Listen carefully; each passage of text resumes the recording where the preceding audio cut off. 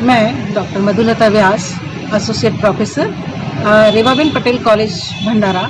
मैं हिंदी साहित्य की अध्यापिका हूँ और मैं देख रही हूँ कि आज नेतृत्व के रूप में जिस तरह से इतनी बड़ी विजय अभिजीत वंजारी जी ने पाई है पदवीधर उम्मीदवार के रूप में, उसके पीछे सौभाग्यवती स्मिता वंजारी जी का बहुत सहयोग है, हाथ है, क्योंकि उनका नाम ही स्मिता है। स्मिता का अर्थ होता है जिसके चेहरे पे हमेशा स्मित मुस्कान रहती है और जो भारतीय अस्मिता को बनाए हुए हैं। इसलिए मैं उनसे बहुत ज़्यादा रूबरू तो नहीं हूँ, पर जितना भी मैंने उन्हें सुना है तो उनके प्रति मेरे मन में बहुत उच्च भावना है कि वो एक बहुत अच्छा कार्य कर रही हैं और बहुत अच्छा प्रेरणा दे रही हैं। साथ ही मैं ये कहूँगी कि स्मिता जी आप बहुत अच्छी प्रबंधक हैं और इस नाते स्त्रियों के लिए भी कुछ अलग से प्रशिक्षण, कुछ रोजगार, कुछ ऐसी चीज़ें तैयार कीजिए कि जिससे लगे जैसे गांधी जी ने किया था कि वो हाथ करघा वगैरह का। तो आज क्या कुछ हो सकता है कि हम स्त्रियों के लिए, लड़कियों के लिए आपके महाविद्यालय में या सभी जगह के महाविद्यालयों के लिए आप कुछ नया कुछ सोच सकें और महिलाओं को आगे कर सकें। बहुत बहुत शुभकामनाएं स्मिता जी आपको, अभिजीत वंजारी जी के लिए, और दोनों को जोड़े से शुभकामनाएं। मैं अभिजीत वंजारी जी की इस जीत को लोकतंत्र की एक बहुत बड़ी जीत मानती हूँ। To the people, for the people, by the people. मुझे लगता है कि इस समय की यह जो जीत है ये एक बहुत बड़ी जीत है जिसमें कि सब शिक्षकों ने मतदान दिया है।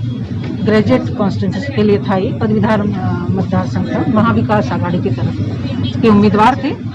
और मुझे लगता है कि जब एक शिक्षकों द्वारा एक शिक्षित व्यक्ति जब किसी व्यक्ति को चुन के लाता है तो वह दिल से ज़्यादा अपने दिमाग से सोचा करता है। वह किसी भेड़िया धसान की तरह जहाँ भीड़ जा रही है वहीं नहीं जाता है, वह सोचता है कि उसका अपना व्यक्तिगत मत क्या है।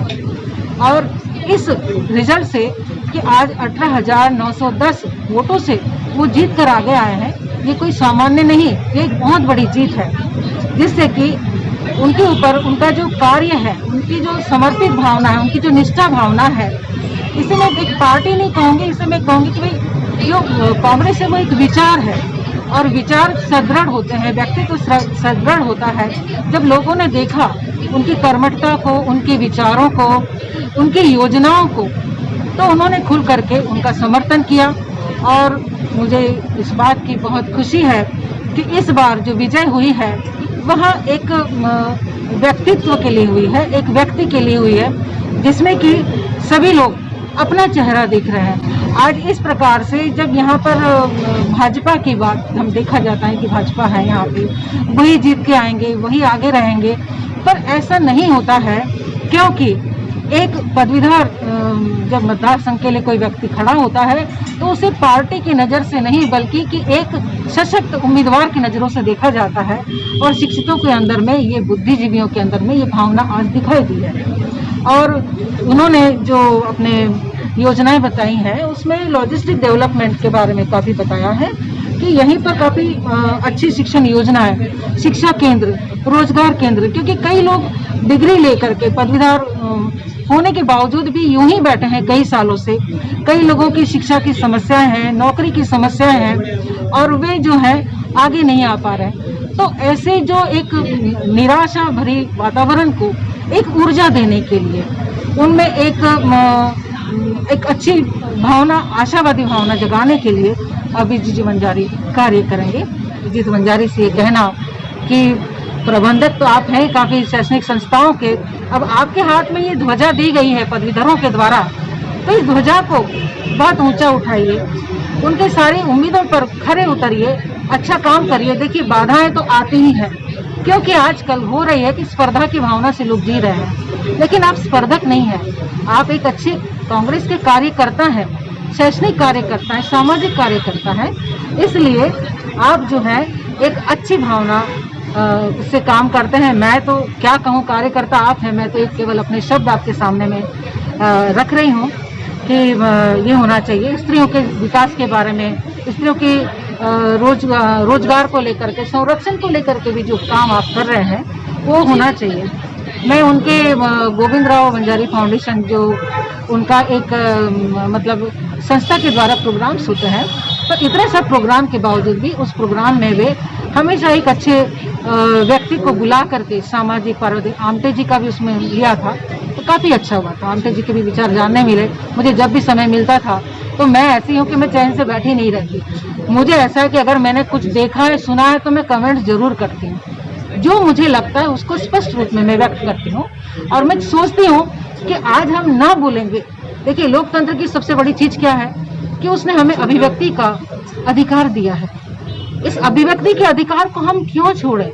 तुम्हें किसी ने रोका नहीं है बोलने के लिए। बात यह है कि तुम्हारे अंदर ही अगर भय होगा तो तुम आगे नहीं जा सकते। बोलो तो सही, बोलना बहुत जरूरी है, आगे आना बहुत जरूरी है, अपने विचारों को स्पष्ट करना बहुत जरूरी है और प्रत्येक व्यक्ति को इस बात का हक है। हूँ अभिजीत जी से कि जिस तरह से शिक्षा के द्वारा हम डिग्रियां सबके हाथों में आ रही हैं, लेकिन एक सशक्त व्यक्तित्व जो आज के युवाओं में, आप एक युवा नेता के रूप में आगे आए हैं सबके सामने में उभर करके, तो युवाओं में चाहे वो लड़कियां हों, लड़के हों, जो भी हैं, तो उनमें एक नेतृत्व की भावना अगर आप कायम कर सकें तो मुझे लगता है ये सबसे बड़ी जीत होगी आपकी। क्योंकि किंग मेक्स किंग, जो खुद अच्छा होता है वो दूसरों में, जैसे कि कबीरदास जी ने कहा है, कबीर चंदन का बीड़ा बेड़े आप पलाश, आप सरीके कर लिए जो होते तिन पास। क्योंकि जहाँ चंदन का पेड़ है वहाँ पर आसपास अगर धतूरे कांटे के पेड़ भी लग जाएं तो चंदन का कुछ नहीं बिगड़ता, बल्कि वह अपनी सुगंध जो है वो दूसरों में दे देता है। मैं चाहती हूँ अभिजीत जी से कि उनके पास में जो व्यक्तित्व है, जो एक युवा कार्यकर्ता है, तो अपने ही जैसे सशक्त, सुदृढ़ और विचारोत्तेजक व्यक्तित्व निर्माण करें अपने सारी ही शिक्षण संस्थाओं में, जिसके माध्यम से उनमें भी नेतृत्व प्रदान हो।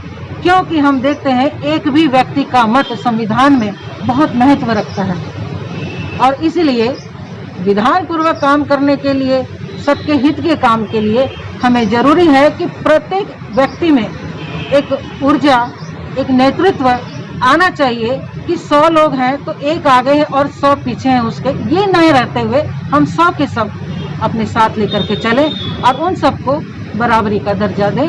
और जो रोजगार की समस्याएं उठ रही हैं आज, उनके लिए निश्चय ही यहाँ पर बहुत अच्छे रोजगार केंद्र खोले जाएं।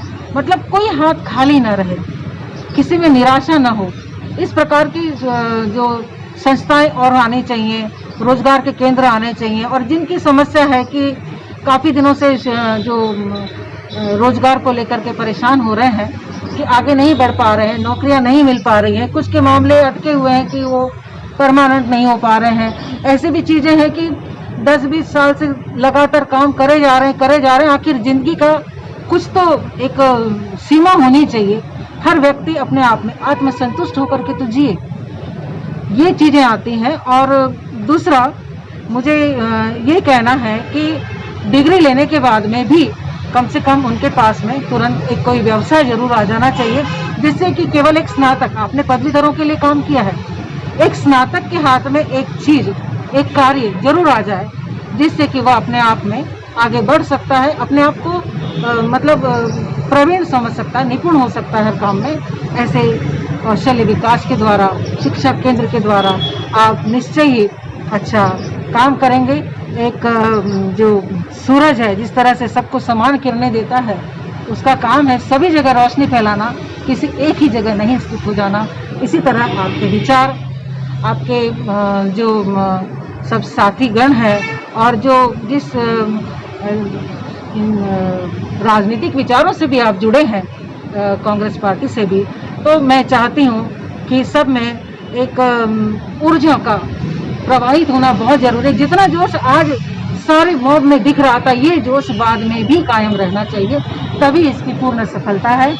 मैं एक छोटी सी कविता सुबह सुबह ही जब मुझे मिला तो मैंने कहा अब कविताएं तो मैं रोज सुबह उठ करके लिखती हूँ क्योंकि बिना कविता के जिया नहीं जाता। तो मैंने एक छोटी सी कविता लिखी थी, फिर एक गीत याद आ गया था, उस गीत की तर्ज पे थोड़ा सा बना दिया था, पर वो सबकी तरफ से, मेरे अकेले की तरफ से नहीं है। कि अभिजीत, तुम्हें और क्या दूं मैं बधाई के सिवाय, तुम्हें ये जीत बहुत ऊंचाई तक ले जाए। पदवीधर मतदार संघ की भव्य जीत पर ये सुबह की किरणें देखो कितनी मुस्काए। आप बहुत आगे जाए, आप बहुत ऊंचाई छुए और सफलताएं आपके कदम छुए।